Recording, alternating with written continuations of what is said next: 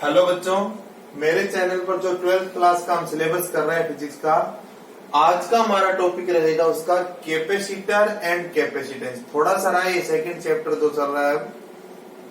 तो सबसे पहले हम देखते हैं, देखिए क्या है कैपेसिटर। तो कैपेसिटर को आप सिंपली कैसे डिफाइन कर सकते हो कि एक combination of two conductors separated by a dielectric medium. कोई भी दो कंडक्टर्स हैं, जैसे ये फर्स्ट और ये सेकंड, ये फर्स्ट और ये सेकंड, और इन दोनों को आपने सेपरेट कर दिया कोई डाई इलेक्ट्रिक मीडियम से। एयर है वो भी डाई इलेक्ट्रिक मीडियम है, वैक्यूम है वो डाई इलेक्ट्रिक मीडियम है, और कोई भी डाई इलेक्ट्रिक मीन्स इंसुलेटिंग, और कोई भी इंसुलेटिंग मीडियम से आपने इनको सेपरेट कर दिया। ये कॉम्बिनेशन ही क्या कहलाता है? कैपेसिटर कहलाता है। अब देखिए, देखो जैसे इसमें मैंने आपको अभी जैसे बताया, ये फर्स्ट कंडक्टर, ये सेकंड, इसके ऊपर मान लीजिए चार्ज कितना है Q, और इसके ऊपर है -Q। इसका जो पोटेंशियल है V1, इसका पोटेंशियल है V2। तो एक बात तो आप ये ध्यान रखेंगे कि चार्ज ऑन कैपेसिटर आपसे पूछे तो आप ऐसा नहीं कहेंगे कि चार्ज ऑन कैपेसिटर, क्योंकि दोनों मिलकर बना रहे हैं कैपेसिटर, तो आपको लगेगा +Q -Q 0 हो जाएगा। ऐसा नहीं, चार्ज ऑन कैपेसिटर का मतलब होता है कि जो इसकी पॉजिटिव प्लेट के ऊपर चार्ज है। तो ये बात तो आप ये ध्यान, इसका मतलब आप यहां चार्ज बताएंगे वो है +Q, आप यहां से बताएंगे, ठीक है। अब देखिए, देखो यदि ये पोटेंशियल डिफरेंस कितना है, अब मैं आगे लिखता हूं कि जो ये पोटेंशियल डिफरेंस है V1 -V2, क्योंकि ये पॉजिटिव पर है तो ज्यादा होगा पोटेंशियल, ये कम होगा। इफ V इक्वल टू, ऐसे लिख देते हैं potential difference V equal to V1 -V2, then charge on capacitor is directly proportional to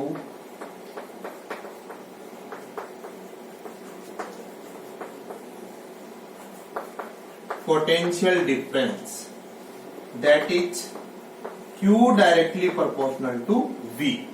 कि जो चार्ज होगा कैपेसिटर के ऊपर, अभी मैंने आपको बताया charge on capacitor means charge on it's positive plate. तो जो चार्ज होगा कैपेसिटर के ऊपर वो पोटेंशियल डिफरेंस के डायरेक्टली प्रोपोर्शनल होगा। और यहां से क्या आएगा, देखिए Q इक्वल टू CV। तो C क्या है यहां पर? कांस्टेंट, और इस कांस्टेंट को क्या बोलते हैं? Capacitance of capacitor. ये C इज कैपेसिटेंस ऑफ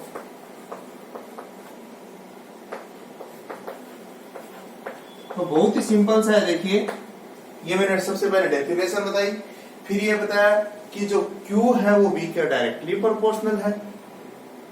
जब प्रोपोर्शनलिटी इक्वल टू में चेंज किए कांस्टेंट है, वो कांस्टेंट क्या बतलाता है यहाँ पर कि जो कैपेसिटर है उसकी कैपेसिटेंस कितनी है। मतलब क्या है एक तरह से कैपेसिटेंस का? तो कैपेसिटेंस मीन्स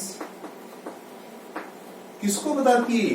जैसे रेजिस्टर है उसका रेजिस्टेंस होता है, हम 7th चैप्टर पढ़ेंगे, इंडक्टर है उसका इंडक्टेंस होता है। इसी तरह से कैपेसिटर है उसका कैपेसिटेंस है। तो जैसे रेजिस्टर है उसका रेजिस्टेंस का मतलब क्या? तो वो कितनी रुकावट पैदा कर सकता है, कितना रेजिस्ट कर सकता है करंट के पाथ में, उस प्रॉपर्टी को बताता है। रेजिस्टर की उस प्रॉपर्टी को बताता है रेजिस्टेंस। उसी तरह से कैपेसिटेंस क्या बताता है कि जो कैपेसिटर है कितना चार्ज स्टोर कर सकता है, यानी कैपेसिटर की चार्ज को स्टोर करने की capacity. Capacitance means capacity of capacitor to store charge. वो उसकी बताता है कि उसकी चार्ज को स्टोर करने की कैपेसिटी कितनी है।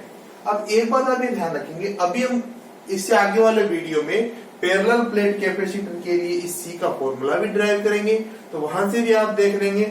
और अभी के लिए आप क्या ध्यान रखेंगे कि जो C है, देखिए आपको ऐसा पूछे यहां से कि V को डबल कर दे तो C पर क्या इफेक्ट होगा, तो आप ऐसा नहीं कहेंगे कि देखिए एक बार को समझाने के लिए लिखता हूं, by equation 1 C equal to Q upon V, ये मान लीजिए इक्वेशन नंबर 2 है। तो आप ऐसा नहीं कहेंगे कि V को डबल कर दे तो C हाफ हो जाएगा, या Q को डबल कर दे तो C डबल हो जाएगा, ऐसा नहीं है। एक बार जो कैपेसिटर आपने ले लिया उसकी कैपेसिटेंस फिक्स है, और वो किस किस पर डिपेंड करती है, उसकी ज्योमेट्री पर, मींस उसका एरिया क्या है दोनों कंडक्टर्स का, उनके बीच की डिस्टेंस क्या है, और दोनों कंडक्टर्स के बीच जो डाई इलेक्ट्रिक मीडियम है वो कौन सा है, तो उसकी ज्योमेट्री और दोनों कंडक्टर्स के बीच के मीडियम पर ये डिपेंड करती है। पैरेलल प्लेट कैपेसिटर का कैपेसिटेंस का फॉर्मूला निकालेंगे तो ऐसा फॉर्मूला आएगा, उसको हम नेक्स्ट वीडियो में ड्राइव करेंगे, तो वहां से आपको आइडिया भी लग जाएगा। ये डी होगी दोनों कैपेसिटर के दोनों जो कंडक्टर्स हैं उनके बीच की डिस्टेंस, ये ए होगा उस कंडक्टर का एरिया, एप्सिलॉन नोट होगा तो दोनों के बीच मीडियम है, उस मीडियम की परमिटिविटी, तो वैक्यूम है तो एप्सिलॉन नोट है, और मीडियम है तो आप जानेंगे ये एप्सिलॉन हो जाएगा। तो यहां से आप देखेंगे कि मतलब मेरा बताना था कि जो सी की वैल्यू है करंट पर, चार्ज पर, पोटेंशियल डिफरेंस है, इन पर डिपेंड नहीं करती है। तो आप एक लाइन लिखेंगे, value of see depends on geometry, geometry में एरिया, डिस्टेंस सभी चीजें आ जाएगी, on geometry of capacitor and medium placed between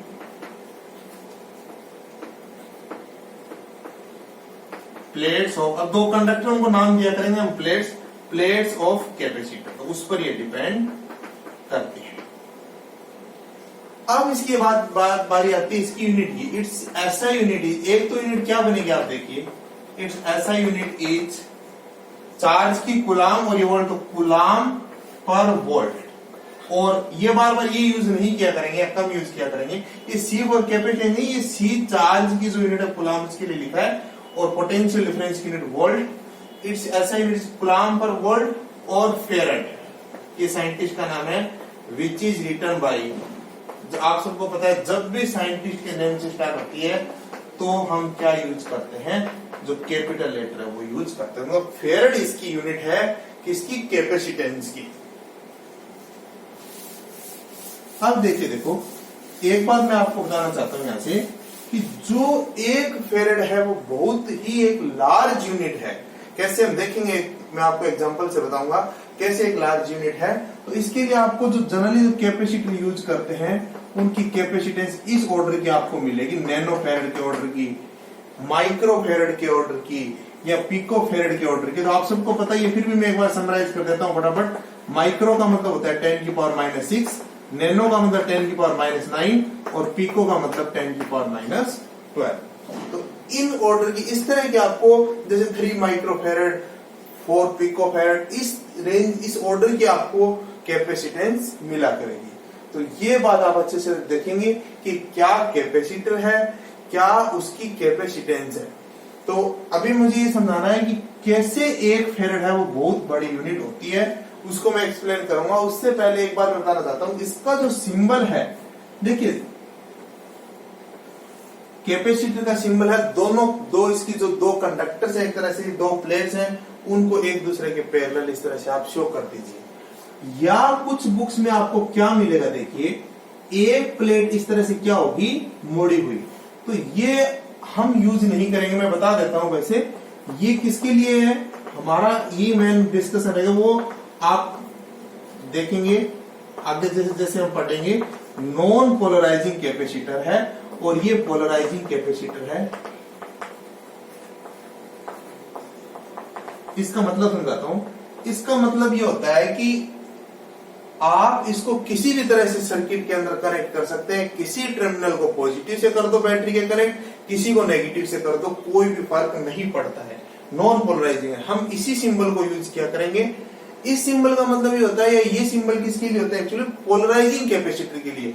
polarising capacitor का मतलब ये होता है कि इसके अंदर फिक्स है कि ये टर्मिनल है वो पॉजिटिव से ही कनेक्ट होगा, ये मोड़ी हुई जो प्लेट है वो नेगेटिव से ही कनेक्ट होगी। मतलब कैपेसिटर के ऊपर लिखा होता है कि कौन से टर्मिनल को, यानी एक के ऊपर पॉजिटिव मार्क किया होता है तो इसको ही पॉजिटिव से कनेक्ट करना है, अदरवाइज खराब हो जाएगा ये। तो ये पोलराइजिंग का मतलब है। तो हमारा डिस्कशन है हम जो सिंबल यूज करेंगे थ्रू आउट, ये सिंबल कैपेसिटर के लिए यूज करेंगे। तो अब हम डिस्कस करते हैं इसके बाद कि जो 1 फेरेड है वो इतनी बड़ी यूनिट कैसे इसका थोड़ा सा आइडिया हम इसको लगा सकते हैं। तो हम इसको अर्थ के लिए कैलकुलेट करते हैं। देखिए अर्थ क्या है, एक स्फीयर है, ये उसकी रेडियस है r,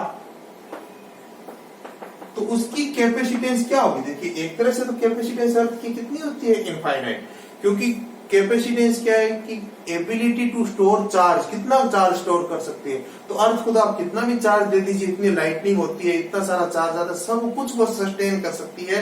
तो अब देखिए यहां से कितनी आए यदि हम निकाले तो आप ये जानते हैं सरफेस के ऊपर पोटेंशियल कितना होता है, KQ/R। ये अर्थ के लिए बात करें, यहां जो सरफेस हम रहते हैं, C कितना है, दोबारा से इक्वेशन नंबर में मानो केवल समझाने के लिए, C कितना है, Q/V। तो कितना आएगा बताइए, बाई 1 और 2 कितना आएगा, C Q/ कितना आएगा, KQ/R। क्या किया देखिए मैंने, सिंपल सा इसलिए केवल ये बता रहा हूं आपको, ये आइडिया फेरेड बहुत बड़ी यूनिट है। तो V को क्या रखा, KQ/R, और Q पहले से, Q से Q कैंसिल आउट हो जाएगा। तो अर्थ की कैपेसिटेंस कितनी आ जाएगी, R/K। अर्थ की जो रेडियस होती है 6400 किलोमीटर होती है लगभग, तो कितनी आ जाएगा, 64 × 10⁵, और K कितना है, 9 × 10⁹। तो कितना आएगा, कैंसिल आउट करें, लगभग 7.1 आएगा। तो 7.1 × 10⁻, कितनी आएगी, अब देखिए आप यहां से 10⁻⁴ फेरेड।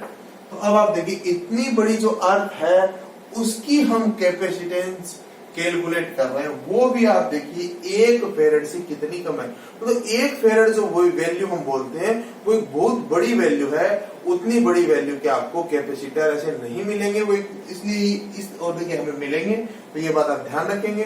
तो बहुत सारी बातें हमने डिस्कस की है। अब नया एक चीज शुरू कर रहे हैं हम यहाँ से, आज से, कि कैपेसिटर एंड कैपेसिटेंस। तो बेसिक बताया मैंने एकदम कि क्या कैपेसिटर है, क्या कैपेसिटेंस है, किस पर वो डिपेंड करती है, क्या उसकी यूनिट है, और जो 1 फेरेड उसकी यूनिट है बहुत बड़ी यूनिट है। ये चीज आप ध्यान रखेंगे। अभी के लिए हमारा जो 12th क्लास में डिस्कशन रहेगा, सिंबल रहेगा, यही हम यूज किया करेंगे। ये मैंने इसलिए बता दिया कि आपको उस रिफ्रेशर में देखो कहीं ऐसा मिले तो आपको कंफ्यूजन ना हो। तो अब इसके बाद हम अगले जो वीडियो होगा उसके अंदर पढ़ेंगे पैरेलल प्लेट कैपेसिटर है, वो क्या होता है, कैसे उसकी कैपेसिटेंस हम निकालते हैं, और कैसे जो दोनों प्लेट्स हैं उनके बीच मीडियम को चेंज कर दें तो कैपेसिटेंस चेंज किस तरह से होती है। फिर इनका कॉम्बिनेशन, सीरीज पैरेलल कॉम्बिनेशन, और उसके बाद energy stored in a capacitor. तो कुछ इस तरह से हमारा ये चैप्टर रहेगा। ज्यादा अब नहीं रहा है चैप्टर, तो अच्छे से कीजिए। आपको और फिर भी कोई डाउट हो तो आप कमेंट बॉक्स में लिख दीजिए, मैं रिप्लाई उसका कर दूंगा। और अभी भी आपने मेरे चैनल को सब्सक्राइब नहीं किया है तो आप कर दीजिए और बेल आइकन भी प्रेस कर दीजिए। Thank you.